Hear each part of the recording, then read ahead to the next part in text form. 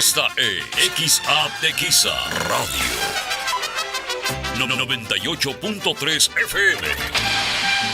Estudios y oficinas en Emiliano Zapata número 50, Atequiza, Jalisco, en Ixtlahuacán de los Membrillos.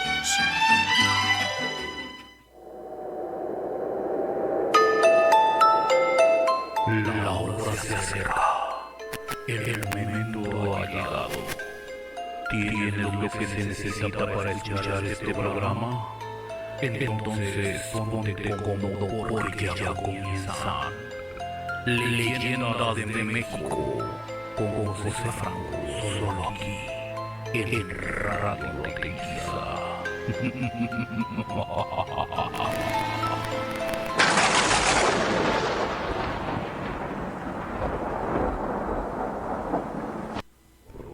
Muy buenas tardes queridos amigos, ¿cómo están?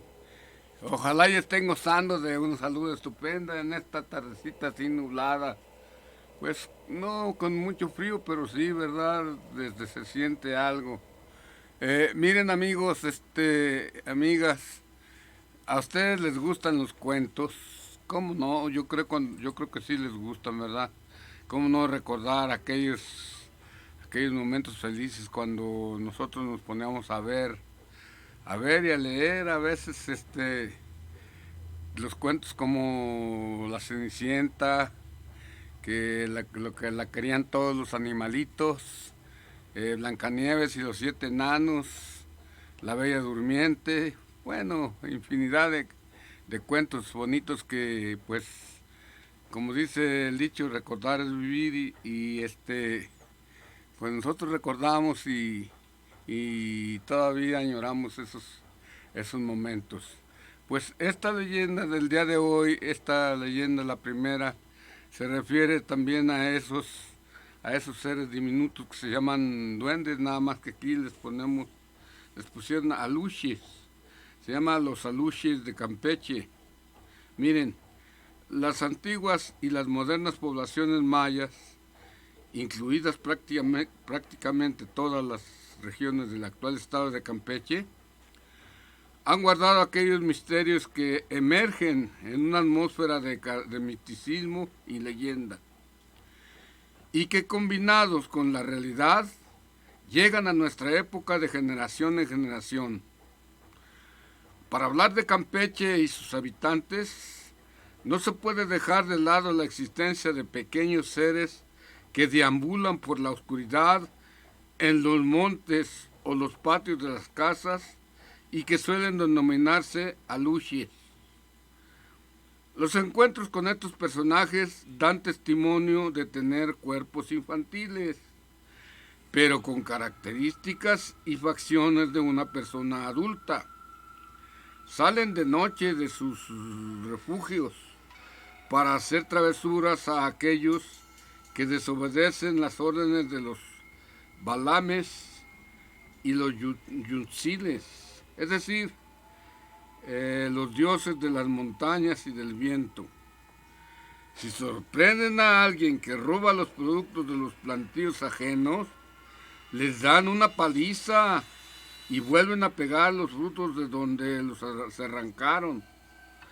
Al menos eso es lo que relatan las antiguas leyendas. Se dice que cuando uno se encuentra de noche en alguna ciudad antigua, en un lugar enmontado o en algún oscuro patio y se escuchan silbiditos, es que cerca hay un aluche.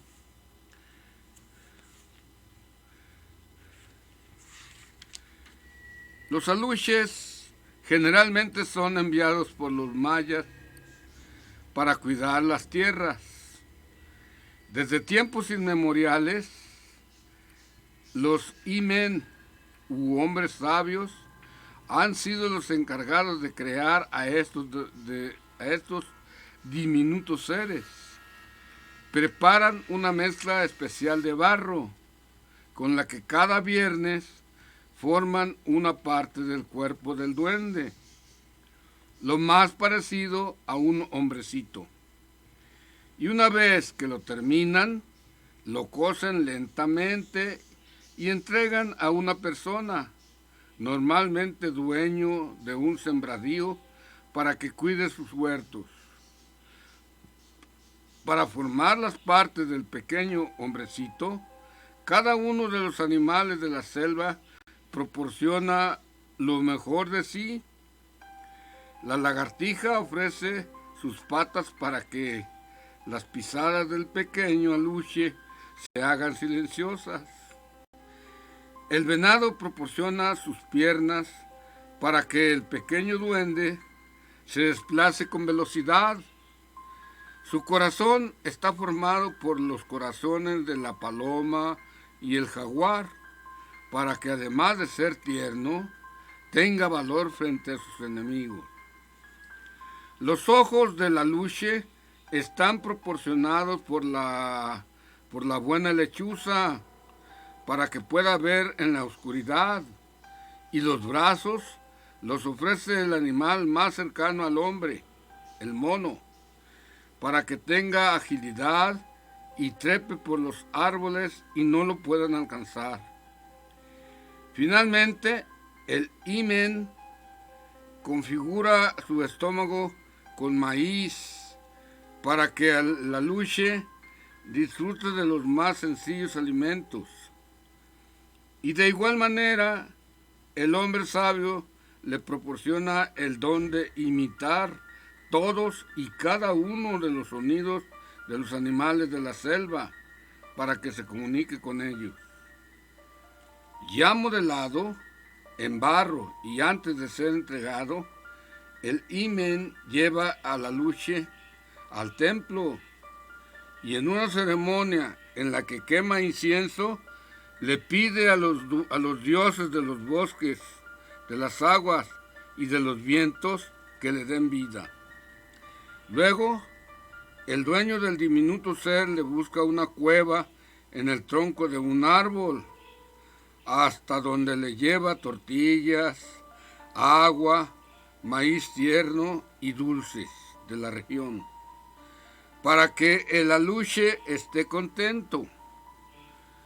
Cuando ya nadie mira al aluche, éste sacude sus piernas y brazos, respira profundamente y empieza a correr entre los árboles y senderos. Le gusta bañarse en las lagunas y los cenotes y platicar con los animales de los bosques, para que no dañen las cosechas de su dueño, que él cuida con tanto esmero. En los huertos y en las milpas, quita los frutos que no sirven, corta la maleza, espanta a los insectos dañinos y a los malos vientos. Muchas veces, los dueños de los plantíos que cuidan los aluches encuentran jade y piedras preciosas, pero no por casualidad, sino que el aluche los deja ahí para verlos contentos. Si se les trata mal, estos responden igual, pues por las noches roban la semilla que se esparce de día, o bailan sobre las matitas que comienzan más bien a salir. Cuando todos duermen, ellos dejan sus escondites y recorren los campos, suben, bajan, tiran piedras, hacen maldades, se roban el fuego y molestan con sus pisadas y juegos. Cuando el humano despierta y trata de salir, ellos se alejan, unas veces por pares y otras por grupos, pero cuando el fuego es vivo y chispea, ellos le forman rueda y bailan a su alrededor. Un pequeño ruido les hace huir y esconderse para salir luego. No son seres malos. Si se les trata bien, corresponden. Por eso, sus dueños los consienten y les ofrecen comida para que ellos cuiden muy bien de sus cosechas. Sí, los mayas tienen la creencia de que forman y le dan vida a pequeños seres. Y la existencia de estos personajes se ha vuelto una leyenda importante. Se cree que los aluches existen desde hace miles de años y cuando su dueño muere, ayudan a los dioses del bosque a cuidar de la naturaleza y los tesoros de la selva, razón por la cual los habitantes de los pueblos en agradecimiento dejan en las afueras de sus casas comida, agua, maíz y dulces, para que en las noches los aluches puedan bajar a comerla. Curiosamente, la penetración en el siglo XVI de la cultura europea a nuestro continente no resultó suficiente para hacer desaparecer muchas de las antiguas creencias mayas, entre ellas la de los aluches, las cuales sobrevivieron durante las 3 centurias de dominio español en México y aún persisten en el imaginario colectivo. ¿Cómo les pareció esta leyenda? ¿Verdad que está muy bonita? Bueno, ojalá les haya gustado. Nuestra siguiente leyenda se titula El Tesoro del Pirata. Miren, a unas cuantas millas al sur de la costa de Campeche se encuentra el poblado de Ceiba, un pueblecito fundado en los albores de la conquista española. Se le dio este nombre porque ahí se levanta majestuosamente un árbol de esa especie, ceiba, y la tierra fue descubierta gracias a 3 marineros de la expedición de Francisco Hernández de Córdoba, que quedaron rezagados después de la sangrienta batalla del 2 de abril de 1517. Con el paso del tiempo, se encontró una gruta que mira al mar, a la que se le llamó el Morro. A esta cavidad se le han formado toda clase de figuras. Cuando las olas golpean las rocas de la entrada y cada vez que se avecina una tormenta, se escuchan como truenos en el interior de la gruta. Entonces los marineros dicen con alarma: el Morro grita. Si esto sucede, nadie se hace a la mar. Y ocurrió que en aquellos tiempos en que los medios de navegación eran muy deficientes, que un navío se quedó prácticamente suspendido en las inmediaciones de una tormenta, con el riesgo de estrellarse contra las rocas de El Morro.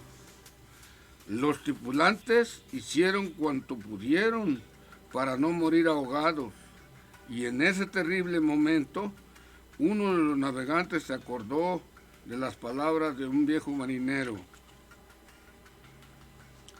no salgan a la mar, esta madrugada ha estado gritando el Morro, y él nunca miente. Si no quieren ir a dormir a casa de la huesuda, mejor vayan a casa. Pero si el sol está espléndido, dijo el navegante, porque el día parece de lo más sereno. Don Santiago, como se llamaba el hombre, no se había equivocado, y ahora estaban más que sumidos en la desesperación.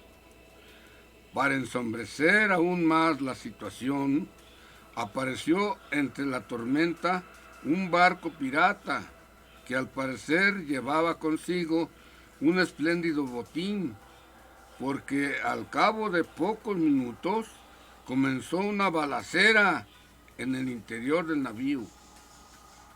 Después de unos minutos, del barco pirata salió una pequeña lancha que contenía a bordo al capitán y buena parte del botín, producto de ataques y atracos a Ciudad del Carmen. El hombre había librado la batalla al escudarse de un ruso que cayó muerto al mar. Instantes más tarde, otra lancha salió del barco, llevando consigo a 3 hombres y el resto del tesoro. Uno de los piratas era Juan Cruyés, que ya había estado en esa zona y sabía con certeza dónde se hallaba la cueva del Morro. Le dijo a sus compañeros que los supersticiosos y sencillos pescadores no se aproximaban a ese lugar, pues se decían las más diversas historias, por lo que sería el sitio ideal para esconder el tesoro. Con tales seguridades se pusieron a trabajar en su obra de salvamento. Gracias al desorden que durante el naufragio imperó, todo el cargamento, excepto el aguardiente, estaba intacto. Terminada la faena, pusieron el tesoro en un escondite que consideraron perfecto. Se arreglaron como las circunstancias se los permitió, y tomaron el rumbo de la población, decididos a conseguirse caballos que los condujeran a Campeche. Fueron a casa de Núñez de Pereta, hombre que poseía muchos animales. Se dice que el capitán de los piratas se le puso enfrente diciendo: necesito ahora mismo 4 caballos aparejados. El hombre de Campeche, quien además era rudo de naturaleza, quiso responder, pero cuando sintió la frialdad de una pistola apuntándole en la nuca, se dispuso a cumplir lo solicitado de manera inmediata. Cuando entregó los animales, recibió la última instrucción de los malhechores: si en algo estimas tu cabeza, cuida que nadie se entere que estuvimos aquí. En la parroquia sonaban las 12 de la noche, cuando los 4 jinetes penetraron en el barrio de San Román. El capitán recordaba que por ahí había una casita donde una señora mayor vendía bebidas adulteradas y quiso pasar a probar un poco antes de regresar por el botín. Mas luego de unas copas comenzaron a ponerse borrachos los piratas. De los 4 sobrevivientes, los únicos que se llevaban bien eran el capitán y Juan Cruyés, por lo que 2 de ellos sobraban, y al calor de las copas, la ocasión para desaparecerlos estaba dada. Les desabrocharon la camisa para saber dónde estaba el corazón, y les hundieron al mismo tiempo una daga. Por ellos y por mí, gritó Juan Cruyés, al terminar su obra. Luego se dirigió a la mesa por su copa y la bebió de un sorbo. Para ese entonces, las campanas de la iglesia sonaban advirtiendo que comenzaría una misa. Juan Cruyés y el capitán acordaron aprovechar que la gente se congregaba a misa para desaparecer los cadáveres. En un baldío enterraron a poca profundidad los cuerpos y después se dieron a la fuga. Ese mismo día tocaron puerto los marineros que sin querer habían sido testigos de lo acontecido. Llegaron temerosos y con el quebranto que brinda el pensar que pudieron haber sido descubiertos por los piratas, se escondieron en unos días hasta saber que los bandidos se habían ido. Los cuerpos de los bandidos traicionados fueron descubiertos por los perros, por la ropa y el olor nauseabundo. La policía dedujo casi de inmediato que se trataba de piratas y comenzó una persecución para cazar a los sobrevivientes. Esta fue la razón por la que el capitán y Juan Cruyés tuvieron que fugarse unos días hasta que las cosas se calmaran. Y aquí es donde la leyenda tiene varias versiones sobre lo que sucedió después. Los marineros sabían muy bien lo que los piratas ocultaron en la cueva del Morro. Es por eso que comenzó a circular que la cavidad guardaba grandes riquezas, pero si nadie se atrevía a contarlo, fue porque estaban temerosos de que los malvados piratas, quienes asesinaron a todos sus compañeros, primero en mar y luego en tierra, regresaran otorgándoles un final similar. La cueva del Morro guardaba grandes riquezas, sí, pero no había hombre lo suficientemente valiente como para apoderarse de ellas. Pasaron los años y la gente comenzó a suponer que los piratas fugitivos estaban cerca. De Cruyés se dijo que había tomado camino a Mérida, de donde retornó tiempo después. Según uno de los pescadores que se quedó atrapado en la tormenta, reconoció al pirata Juan, atrapado en la tormenta. Reconoció al pirata Juan haciéndose pasar por un caballero rico que decía llamarse Alonso Cañizares de Sequeira, quien por supuestas razones de salud vivía en Campeche para tomar menudos baños en el mar. Era de conocimiento popular que Alonso Cañizares de Sequeira solía hacer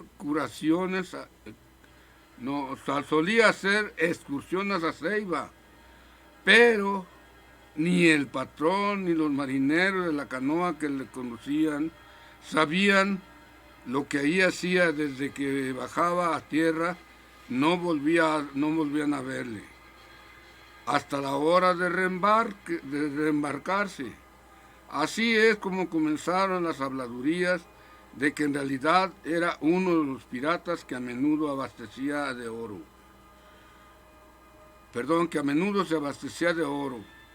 Don Alonso pronto comenzó a padecer de lepra, que se hizo visible al poco tiempo de su llegada a Campeche.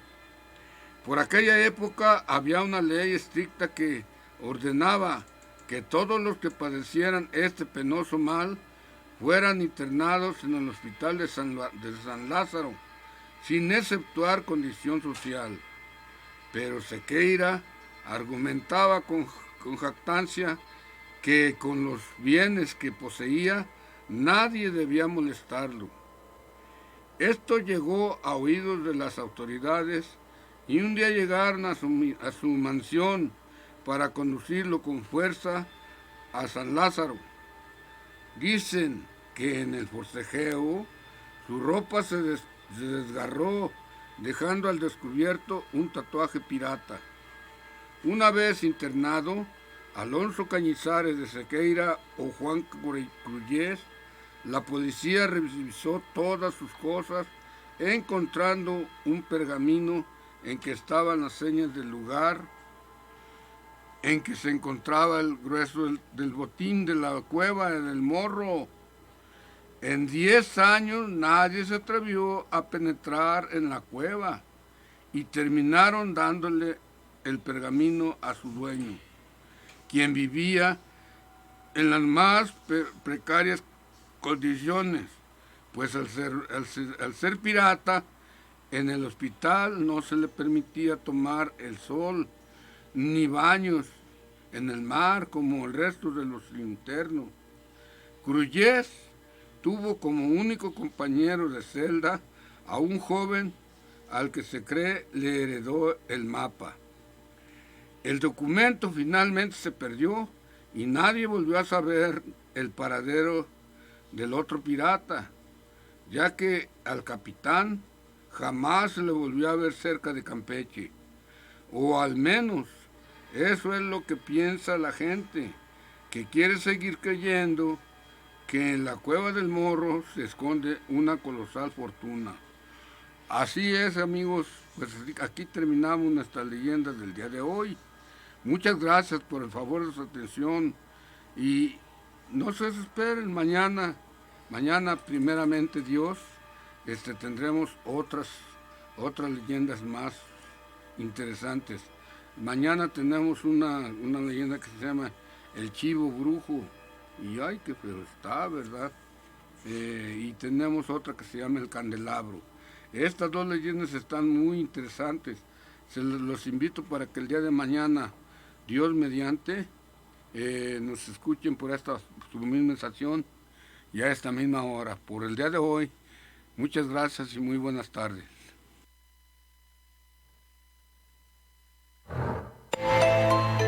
Las leyendas hoy llegarán a su fin, pero no te pongas así, mañana tenemos más de esta misma frecuencia del terror.